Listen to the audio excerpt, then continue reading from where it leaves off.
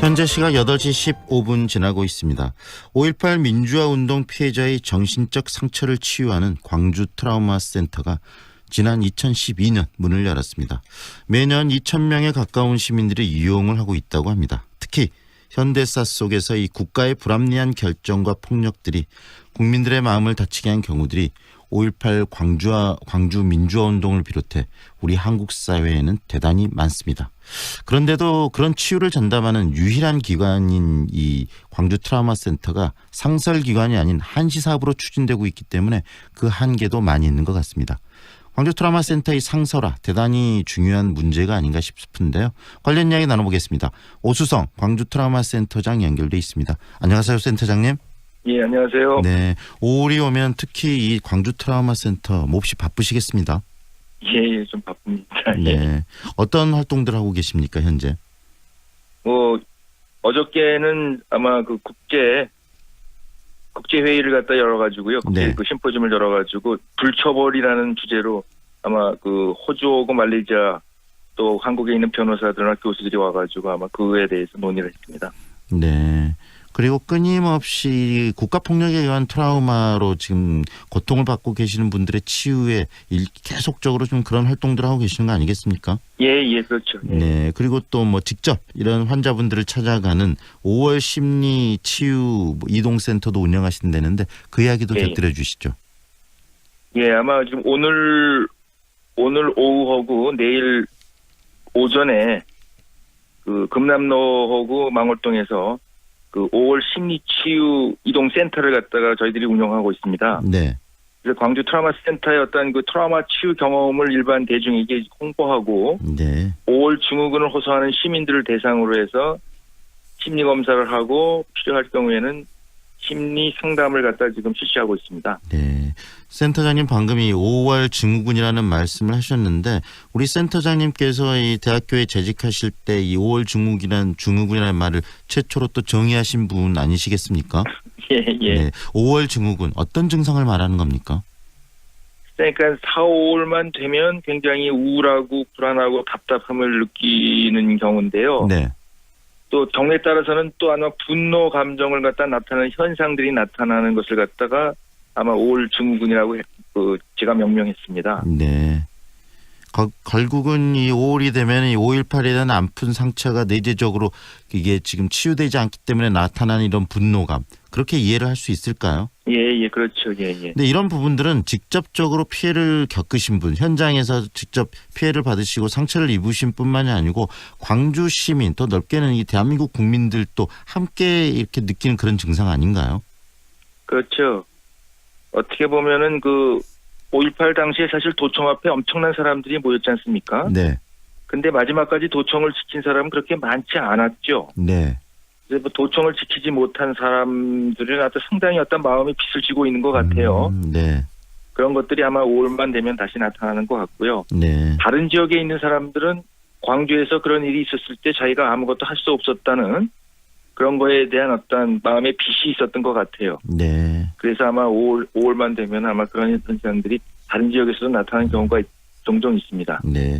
함께 그 현장에 있었던 분들은 거기서는 직접적인 트라우마, 상처가 있으실 거고 함께 못 하신 분들은 일종의 부채의식 속에서 나오는 그런 아픔, 그다음에 그런 분노 이런 것들이 생긴다는 말씀이신데요. 예. 결국은 이런 부분들이 국가 폭력에 의해서 국민들이 피해를 당하는 부분들이 자행이 됐기 때문에 일어나는 그런 그 아픔과 상처 아니겠습니까?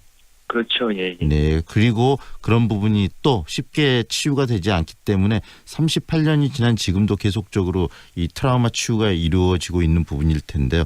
이 국가 폭력에 의한 이런 트라우마들 치유하기 어려운 이유는 어디에 있습니까? 센터장님. 어떻게 보면 이제 광주 같은 경우에는 그 열흘간 여러 가지 그 광주 시민들이 그런 만행을 갖다 뭐 당하고 그다음에 목격을 하고 그 후에도 뭐 상무대에 끌려가서 많이 고문을 당하고 뭐 이런 것들이 있었지 않습니까? 네. 뭐 그런 것들을 갖다 우리는 그냥 1차 트라우마라고 얘기를 하고 있습니다. 네. 그런데 그 이후에 계속 뭐 그 사람들을 갖다 폭도다 빨갱이다 하면서 그 낙인을 찍혔고 네. 또 그 후에 이제 예를 들면 여러 가지 감시를 하고 통제를 하고 뭐 이러한 것들을 갖다 우리가 2차 트라우마라고 보통 얘기를 하거든요. 네. 그럼 이런 1차 트라우마와 2차 트라우마가 같이 이렇게 나타나는 경우를 갖다 이제 일종의 복합 트라우마라고 그러는데 네. 이런 경우에는 상당히 그 치유되기가 상당히 조금 더 다른 거에 비해서 힘들죠. 네. 힘들기 때문에 그만큼 많은 노력을 기울여야 될 텐데, 그리고 실질적으로 가해 주체인 이 국가가 이런 트라우마 치유에 좀 더 적극적으로 나서야 되지 않을까요? 그렇죠. 아마 그거는 그 국가 폭력의 가해자는 국가 아닙니까, 결국은. 네. 그렇기 때문에 어떤 피해자를 위해서 국가가 어떤 일을 한다는 것은 굉장한 의미가 있는 거죠. 네. 아마 그런데 유엔의 네. 어떤 고문 협약에서도 아마 그런 문제가 계속 논의가 되고 있습니다. 네, 그래서 대단히 중요한 기관이 바로 이 광주 트라우마 센터가 아닐까 싶은데요. 지금 국내에서는 이 국가 폭력을 다루고 이 트라우마를 치유하는 기관으로서는 유일한 거 아니겠습니까? 그렇죠. 뭐 아마 거의 유일하다고 볼 수 있고, 물론 이제 뭐 서울에서 예를 들면 그 인재근 의원이 하는 어떤 그런 숨이라는 어떤 기관도 있습니다. 그건 개인이 하고 있는 네네. 하는 겁니다. 예. 네, 이 광주 트라우마 센터의 지금까지 2012년 이후의 성과도 좀 소개 좀 해주세요. 아마 지금까지 아마 그 저희 그 5년간 한 500여 명이 참석을 했거든요. 네, 물론 이제 연인으로 따지면 훨씬 더 많겠지만 네, 그 사람으로 따지면 500여 명이 참석을 했는데 그 중에서 그 5.18과 관련된 분들이 한 84%가 됩니다. 네, 그리고 이제 나머지 16%는 뭐 부마 항쟁이라든가 조작 간섭 사건, 여순 사건, 뭐 민족민주열사 유가족 뭐 등등 80년 이후에 민주화 운동을 한 사람들도 같이 저희들이 포함이 되고 있거든요. 네, 그래서 이런 그 트라우마 센터가 그들한테 굉장히 안전한 장소라는 어떤 그 생각들이 들고 네, 여태까지 자기들이 얘기하지 못했던 것들을 여기 와서 처음으로 아마 얘기를 한다고 그래요. 네, 아마 그만큼 이제 그동안에 어떤 사회적인 어떤 지지를 받지 못하고 있었던 분들이죠. 네, 근데 이런 분들이 저희들이 하는 여러 가지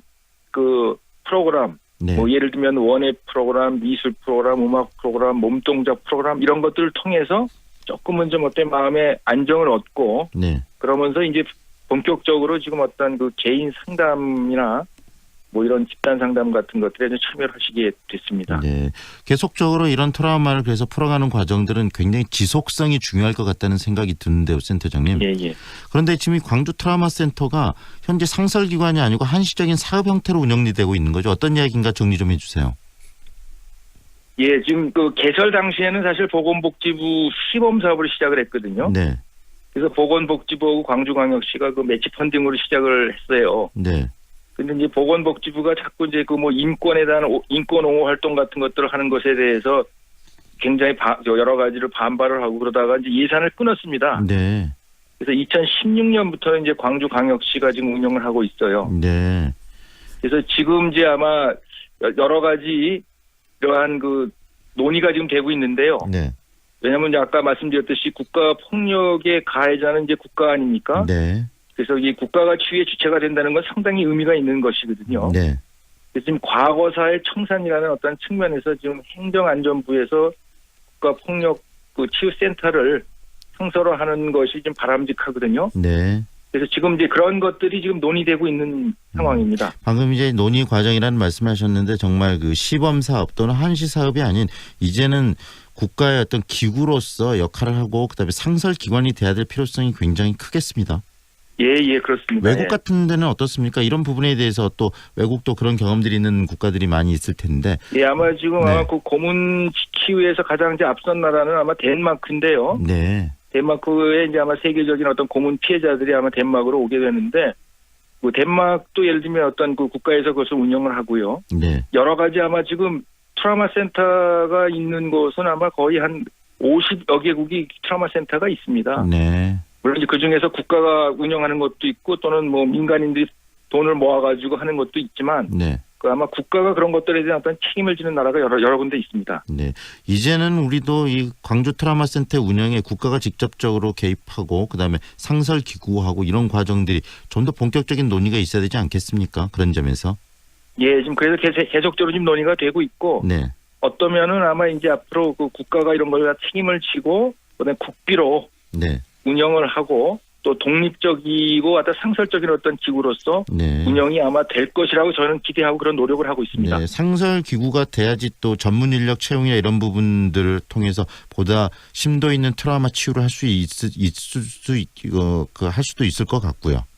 예, 그렇습니다. 네, 정치권의 그런 부분에서 좀 더 하시고 싶은 말씀이나 요구하신 부분이 있다면 마지막으로 한 말씀해 주시죠. 아마 뭐 광주의 여러 가지 어떤 그 국회의원들도 있는데 네, 이분들이 아마 이런 데 좀 관심을 더 가졌으면 좋겠고요. 네, 어쩌면 아마 그 문재인 대통령이 그 작년에 그 5.18 기념식에 오셔가지고 했던 그 이야기들이 네, 상당히 많은 부분에서 사실은 그 광주 시민들과 5.18 유공자들의 굉장히 위로가 됐거든요. 네, 그래서 그 문재인 대통령도 아마 그런 식의 트라우마 센터의 어떤 국가가 트라우마 센터를 하겠다는 말씀을 갖다 하셨거든요. 네, 그러니까 저희들이 아마 그런 것들에 대한 어떤 기대를 갖고 있고 네, 저희들도 아마 많은 노력을 지금 기울이고 있습니다. 네, 그래서 아마 그 광주에 있는 뭐 여러 가지 어떤 그 정치 국회의원들이나 여러분들이 아마 조금 이런 데 관심을 더 갖고 네, 그 한국 최초로 만들어진 어떤 이 트라우마 센터가 보다 더 중요한 어떤 국가 트라우마 센터로 이렇게 거듭나게끔 같이 힘을 모아줬으면 네, 좋겠습니다. 광주의 또 역할이 바로 그 부분이 아닌가 싶습니다. 오늘 말씀 잘 들었습니다. 고맙습니다. 예, 감사합니다. 지금까지 오수성 광주 트라우마 센터장과 함께했습니다.